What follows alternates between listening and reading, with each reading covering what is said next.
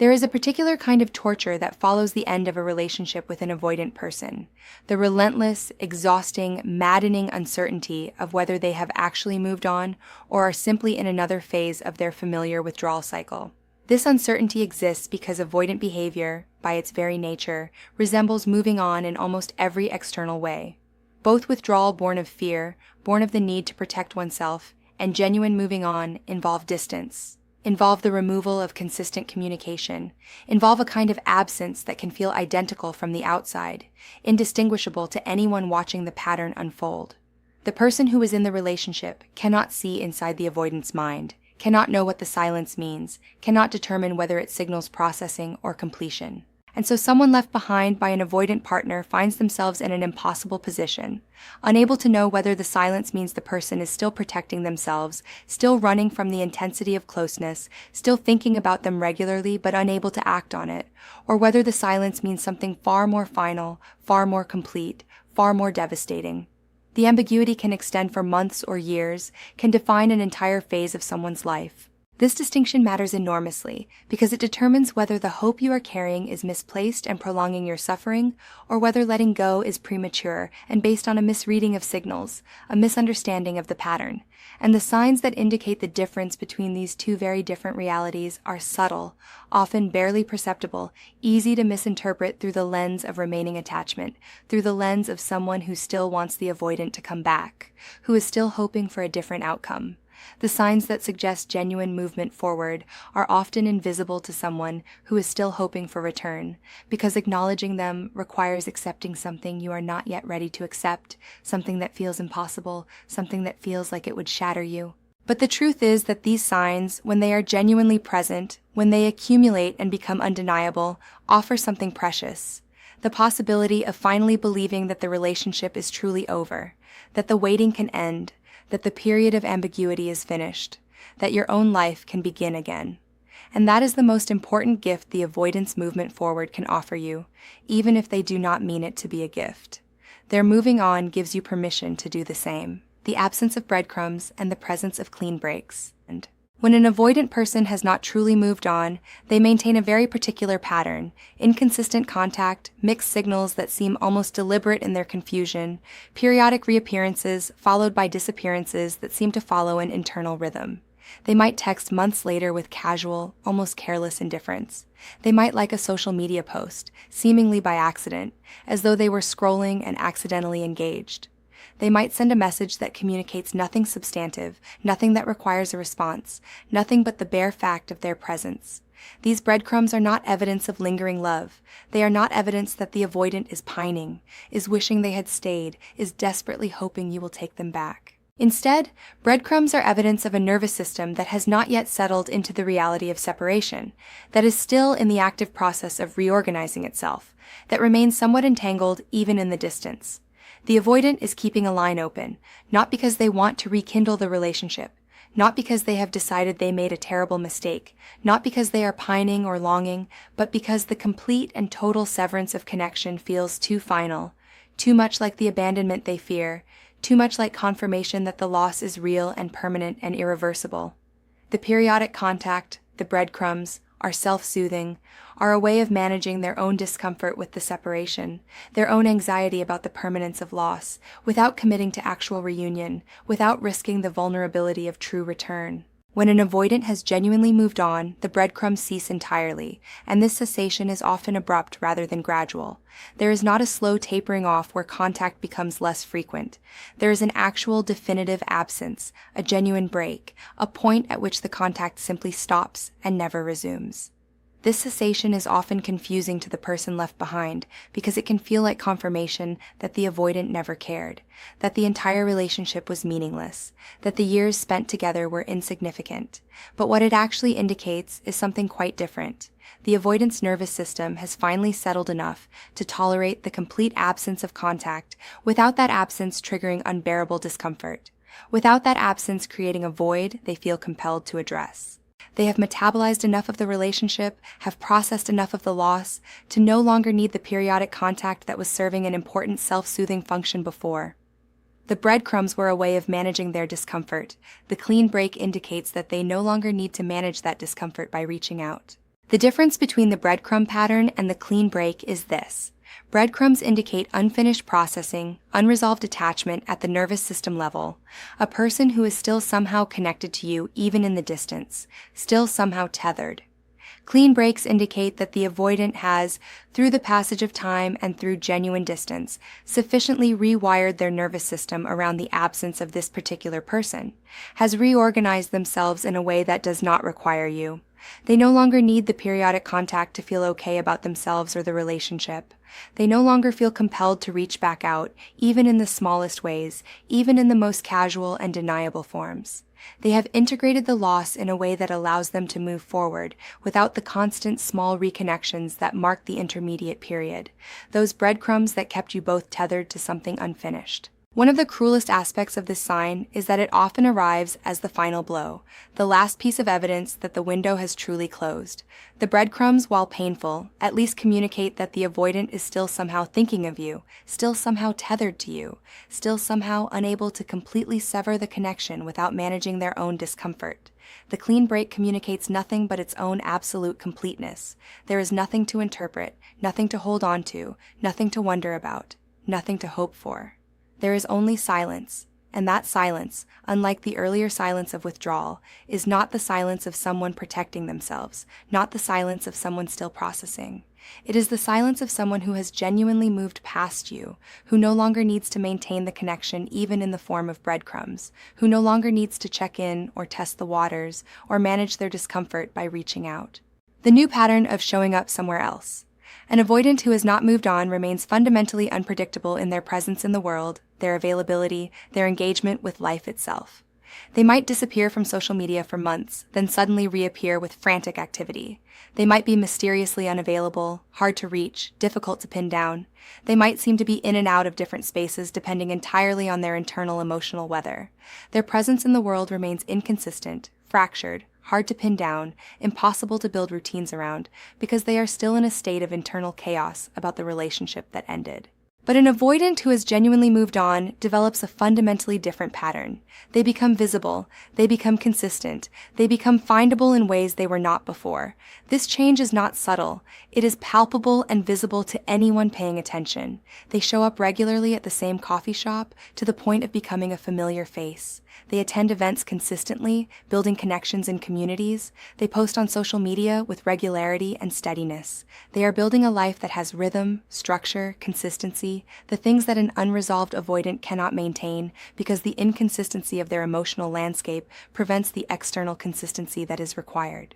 An avoidant who is still entangled with you, still processing the relationship, cannot build this kind of stable external presence because too much of their internal bandwidth is occupied with managing the unresolved connection, with processing the loss, with the internal work of reorganizing their sense of self around your absence. What makes this sign particularly raw, particularly painful to witness, particularly difficult and undeniable, is that this visible, consistent presence is often accompanied by unmistakable evidence of genuine enjoyment, genuine engagement, genuine connection with other people, genuine presence. The avoidant who has moved on does not simply show up out of obligation. They show up engaged, present, seemingly at ease in a way they rarely were in the relationship, in a way that you may not have even thought them capable of. They are laughing with friends in ways that seem genuine and unforced, relaxed in a way they rarely relaxed with you. They are pursuing hobbies with dedication, building expertise, taking themselves seriously in areas that matter to them, pursuing things for themselves rather than in service to anyone else. They are building something that looks stable and real, something that does not depend on another person to feel complete, something that stands on its own merit. And if you are watching this development from a distance, if you are aware of this transformation, it becomes impossible to deny that something fundamental has shifted, that the person who could barely show up consistently for you is now showing up consistently for their own life, for their own growth, for their own development. The avoidant who has moved on seems lighter, freer, more genuinely themselves than they ever seemed with you. This consistency extends beyond mere social presence into the deeper structure of their entire life. An avoidant who has moved on does not bounce between relationships in the chaotic pattern they once did. They do not cycle through different people with the predictable pattern of intense approach followed by sudden withdrawal that characterized your relationship together. Instead, they either remain alone but genuinely contentedly, building a life that does not require partnership to feel complete and fulfilled, or they are in a relationship that demonstrates actual visible commitment, actual consistency, actual willingness to show up repeatedly over time through difficulty. This is the most painful version of this sign to witness, because it communicates something direct and undeniable. The avoidant's incapacity to show up was not universal, was not something that could not be overcome. It was specific to that particular relationship that ended. It was something about that specific dynamic, about the collision of needs and fears, about that particular time in their life that prevented them from being the person they have now become, the absence of trauma bonding and the presence of peace. When an avoidant has not moved on, they often unconsciously attempt to recreate elements of the relationship in new contexts, in different relationships, with different people. They might develop a pattern of unhealthy relationships that mirror the original dynamic, might gravitate toward people who trigger similar patterns of pursuit and withdrawal, might essentially cycle through different versions of the same dynamic over and over. This is not evidence of health or growth. It is evidence that the original relationship remains unprocessed at the nervous system level, that the body and brain are still attempting to resolve something they have not yet digested by approaching it again and again with different partners. An avoidant who has genuinely moved on develops a radically different pattern, one that is visibly and palpably different. They seem at peace. They are no longer seeking out conflict seemingly unconsciously, no longer creating drama to maintain connection and intensity, no longer oscillating between suffocating closeness and aching distance in the chaotic patterns that once defined them. They have found a kind of stillness, an ease with themselves and their choices, that is palpable to anyone paying attention, that is real in a way their earlier peace never was. This peace is not the convenient peace of someone who has simply forgotten what happened, who has buried the past and moved on. It is the peace of someone who has genuinely processed it, who has learned from it, who has integrated it into their understanding of themselves without allowing it to continue to define them, without allowing it to continue to shape their choices. What distinguishes this peace from the earlier avoidance, from the earlier withdrawal, is this. An avoidant who was simply running from the relationship was running from pain, was seeking escape, was maintaining the distance as a way of preventing further hurt. An avoidant who has moved on has metabolized the pain. They are no longer running from it. They are simply no longer affected by it in the same way, no longer organized around preventing it. They can think about you without the defensive activation that once accompanied every thought of you. They can encounter you, in theory, without feeling the impulse to withdraw, to attack, to protect themselves. The emotional charge has dissipated. This absence of trauma bonding is perhaps most visible, most unmistakable, in how the avoidant responds, or more accurately fails to respond, to your life and your progress. When an avoidant has not moved on, they maintain some awareness of what you are doing, how you are changing, whether you are with other people, whether you seem happy or sad. They monitor, even if they do not overtly acknowledge the monitoring, even if they deny it to themselves completely, even if they would never admit it. They know things about you. They keep track somehow. They maintain awareness because the disengagement is not yet complete, because part of them is still tethered to your life. But when an avoidant has moved on, they seem genuinely, palpably, unmistakably indifferent to your life trajectory. They do not know whether you are with someone new. They do not monitor your social media. They do not seem to care whether you have moved forward or remained static. They do not even seem to notice. This indifference is not coldness, it is not cruelty, it is not them being mean. It is the actual disengagement of someone whose nervous system has finally stopped being entangled with yours. When action replaces words and patterns shift permanently. An avoidant who has not moved on often speaks about moving on, talks about having moved on, needs to announce it. They may tell you explicitly that they have moved on, may insist to mutual friends that they are over the relationship, may announce their intentions to move forward with great certainty. But these announcements are frequently hollow, frequently contradicted by their behavior, because the avoidant is often trying to convince themselves as much as anyone else. They are articulating an intention that their nervous system has not yet enacted, that their body has not yet embodied. The words precede the actual transformation. The announcement comes before the reality. An avoidant who has genuinely moved on rarely needs to announce it, rarely feels the need to tell anyone. There is no need to convince anyone, including themselves, because the evidence is visible everywhere, is palpable in the consistency of their choices, the stability of their life, the presence of genuine engagement with something other than the relationship that ended. They do not talk about having moved on. They simply move forward in ways that make the movement unmistakable to anyone paying attention. Their actions are aligned with their words, or more accurately, their actions speak so clearly that words become almost unnecessary, become redundant. This shift from words to action is visible in the smallest details, in the ways they choose to spend their time and attention. The avoidant who has moved on stops posting things that seem designed for your attention, stops crafting their social media presence with you in mind. They stop choosing venues or activities that might put them in your sphere, stops engineering the possibility of chance encounters. They stop timing their social media presence in ways that create the possibility of connection or reactivation or re-engagement. Their life simply moves forward, pursuing its own course, operating unconcerned with whether you notice or whether your attention is maintained. This is the rawness that people struggle with most. The moment when you realize the avoidant is not living their life in any reference to you anymore, not even in the form of ensuring you know they are okay, that they are moving forward, that they are fine without you. They are simply living, and you are not part of that life anymore. There is also a shift in how the avoidant handles conflict or difficulty or contact with you, or the possibility of contact with you. When they have not moved on, when they are still processing the relationship, they may initiate conflict seemingly unconsciously, may create drama that draws you in, may subtly provoke responses from you as a way of maintaining connection, even through negativity, even through pain. But when they have genuinely moved on, when the relationship has been integrated and processed, they simply avoid you. They do not engage. They do not respond to provocations. They do not create situations that would draw you into their sphere. They do not seem to want or need the intensity that conflict provided.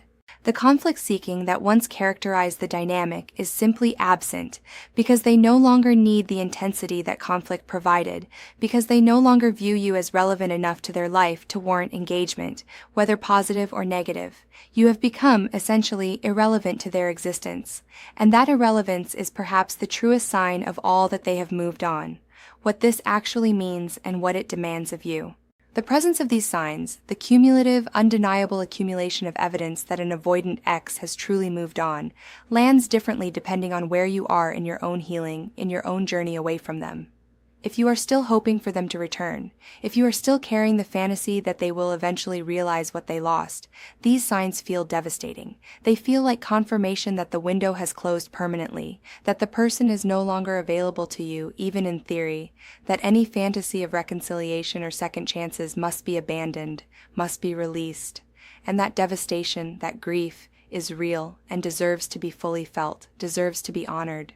But what these signs also mean, and this is the harder realization, the one that carries its own kind of grief, is that you have been freed from the waiting, from the hope, from the subtle belief that if you just stayed available enough, if you just remained present enough, if you just loved them enough, the avoidant would eventually circle back, would eventually recognize what they lost, would eventually understand what they threw away. These signs mean you can finally, actually move on. Not in the way the avoidant moved on, which was often simply a shift from one form of avoidance to another form of avoidance, but in the way that actually matters, by accepting that this person has made their choice, that this choice is final, that your attachment to hoping for their return is a bridge you no longer need to maintain, is a weight you no longer need to carry. The grief of this acceptance is different from the grief of ambiguity, is structured differently, is a different kind of pain. It is sadder in the sense that it involves genuine loss, involves genuinely accepting that this person is gone, that this chapter has ended, that no amount of waiting will change it. But it is less painful in the sense that it no longer requires the constant monitoring, the constant hoping, the constant readiness, the constant vigilance that the ambiguity demanded, that the breadcrumbs perpetuated, that the uncertainty maintained. It is a cleaner grief, a simpler grief, a grief that does not require active management, because it does not have any part of it left to process. What these signs demand of you is that you believe them, that you accept them, that you integrate them into your understanding of reality, even when that integration is painful. Not believe that the avoidant is a bad person, or that the relationship should never have happened, or that they are cruel for moving on. But believe that it has ended, that the person has moved forward, that your hope is misplaced, that the waiting is over. This belief is harder than it sounds, because you must simultaneously acknowledge something difficult, that the avoidant was capable of moving on, capable of consistency, capable of presence when they were no longer entangled with you.